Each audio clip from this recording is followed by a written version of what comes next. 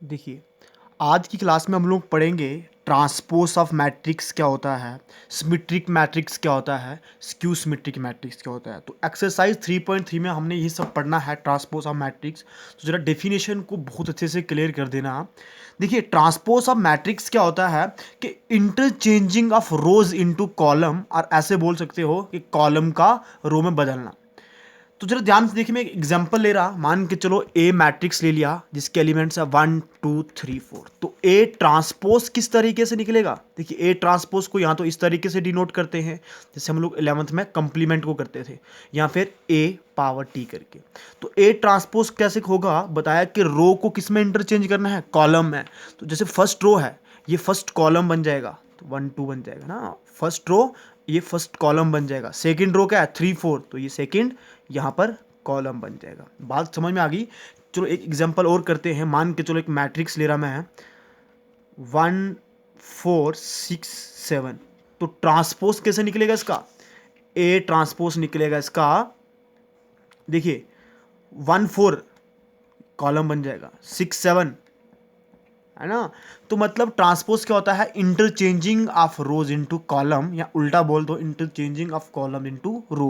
मगर तुम ऐसे याद रखना, देखिए ये फर्स्ट रो है 1 2, ये फर्स्ट कॉलम बन जाएगा, सेकंड रो सेकंड कॉलम बन जाएगा। कुछ प्रॉपर्टीज है जो तुम्हें ट्रांसपोज में याद रखनी है, जैसे हमने कंप्लीमेंट में याद रखी थी कि ए कंप्लीमेंट का होल कंप्लीमेंट ए के बराबर होता था। तो यहाँ भी ए ट्रांसपोज का होल ट्रांसपोज किसके बराबर हो जाएगा? ए मैट्रिक्स के बराबर ही हो जाएगा। हमारे पास क्वेश्चंस आएंगे, उसमें करेंगे, हम लोग देखेंगे। देखिए, ए प्लस बी का होल ट्रांसपोज हो तो किसके बराबर हो जाता है? A transpose plus B transpose. A minus B का होल ट्रांसपोज हो तो A transpose minus B transpose. हाँ देखिए, 11th क्लास में फॉर्मूला पढ़ा था, ए बी का होल कंप्लीमेंट किसके बराबर होता था? B complement A complement. Same formula है, यहां पर कंप्लीमेंट की जगह ट्रांसपोज पढ़ेंगे। ए बी का होल ट्रांसपोज किसके बराबर होगा? B transpose A transpose. हाँ, अगर कोई स्केलर है, देखिए के क्या स्केलर, कोई एलिमेंट के ए मैट्रिक्स है का होल ट्रांसपोज किसके ऊपर होगा? देखिए स्केलर में कोई भी फर्क नहीं पड़ेगा, हाँ किसका ट्रांसपोज होगा? मैट्रिक्स का ट्रांसपोज होगा। तो देखिए नेक्स्ट डेफिनेशन हमारा है सिमेट्रिक मैट्रिक्स क्या होता है। तो सिमेट्रिक मैट्रिक्स क्या होता है? एक ऐसा स्क्वायर मैट्रिक्स को हम लोग सिमेट्रिक मैट्रिक्स बोलते हैं अगर उस मैट्रिक्स का ट्रांसपोज हम करते भी हैं उसमें कोई फर्क नहीं है, मतलब ए ट्रांसपोज करें तो ए के बराबर ही है। फॉर एग्जांपल देखिए 1 3 10, 3 2 5 10 5 6। जरा इसका ट्रांसपोज कीजिए, इसका ट्रांसपोज करेंगे तो क्या आएगा? पहला रो पहला कॉलम बन जाएगा, 1 3 10 बन जाएगा। सेकंड रो सेकंड कॉलम बन जाएगा, 3 2 5। थर्ड रो थर्ड कॉलम 10 5 6 है, 10 5 6। ध्यान से चेक कीजिए, दोनों बराबर हैं, एक जैसे एलिमेंट्स हैं। तो ए ट्रांसपोज किसके बराबर आ गया? ए के। चलिए एक और एग्जांपल लेते हैं। मान के चलो मैं एक मैट्रिक्स ले रहा ए, उसके अंदर एलिमेंट्स हैं 1 3 3 2। जरा इसका ट्रांसपोज कीजिए, तो ट्रांसपोज करने पे क्या आएगा? देखिए फर्स्ट रो फर्स्ट कॉलम बन जाएगा, 3 2 सेकेंड रो सेकेंड कॉलम बन जाएगा। देखिए चेक कीजिए क्या सेम है? हाँ बिल्कुल सेम है। अब स्क्यू सिमेट्रिक मैट्रिक्स क्या होता है कि एक ऐसा मैट्रिक्स ए को हम लोग स्क्यू सिमेट्रिक मैट्रिक्स बोलते हैं अगर ट्रांसपोज करने पे माइनस ए आ जाए, ट्रांसपोज करने पे माइनस ए आ जाए। फॉर एग्जांपल देखिए, अच्छा एक चीज हमेशा याद रखना, चलिए इसके ऊपर थ्योरम भी करेंगे कि स्क्यू सिमेट्रिक्स के जो डायगोनल एलिमेंट्स होते हैं, मेन डायगोनल बोलते हैं या फिर से प्रिंसिपल डायगोनल बोलते हैं, वो हमेशा जीरो के बराबर होते हैं।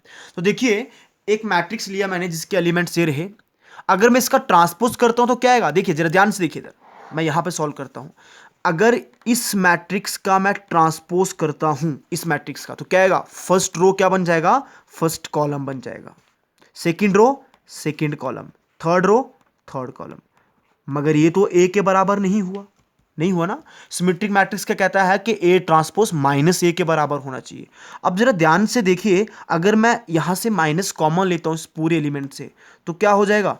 जीरो। ये नेगेटिव है तो पॉजिटिव हो जाएगा, ये नेगेटिव है तो पॉजिटिव हो जाएगा, है ना। ये नेगेटिव मतलब जो पॉजिटिव है वो नेगेटिव, जो नेगेटिव है वो पॉजिटिव हो जाएंगे।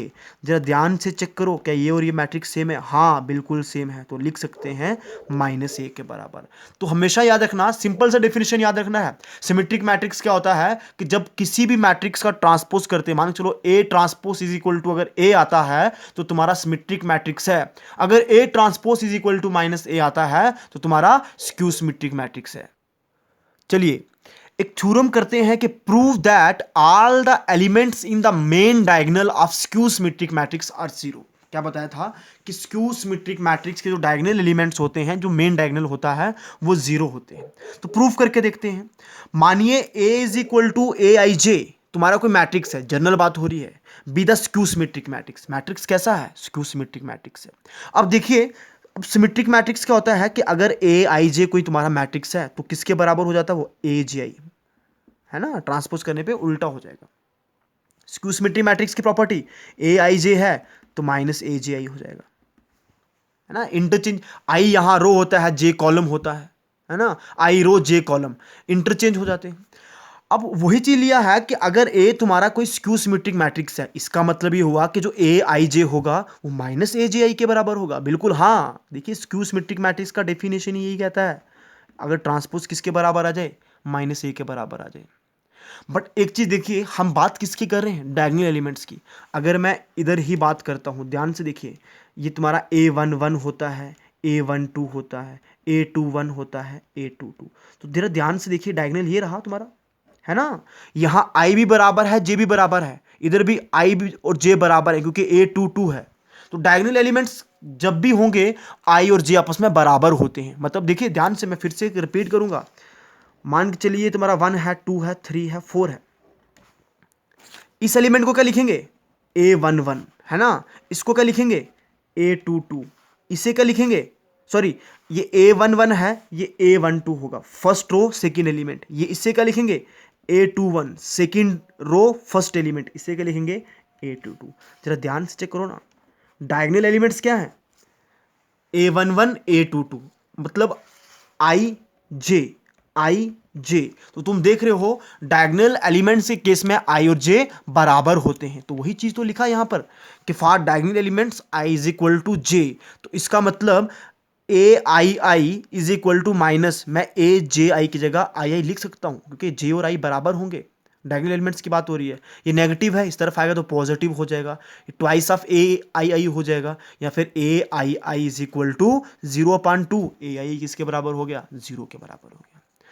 एक्सरसाइज 3.3 से शुरू करते हैं। पहला क्वेश्चन ही तुम्हारा है कि गिवन मैट्रिक्स के तुम्हें ट्रांसपोज निकालने हैं।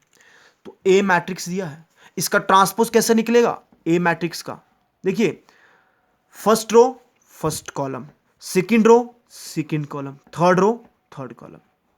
तो मतलब देखिए, ये कॉलम मैट्रिक्स था, रो मैट्रिक्स में बदल गया। तो यही तो है स्क्यू सिमेट्रिक सॉरी ट्रांसपोज का कहता है interchanging of row into column. Second देखिए, ए मैट्रिक्स है तो ट्रांसपोज कैसे निकलेगा इसका?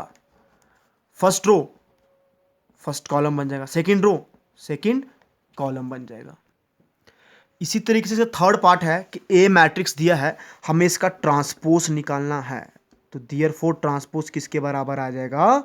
देखिए, फर्स्ट रो है तो फर्स्ट कॉलम बन जाएगा, सेकंड रो है तो सेकंड कॉलम बन जाएगा, थर्ड रो है तो थर्ड कॉलम बन जाएगा।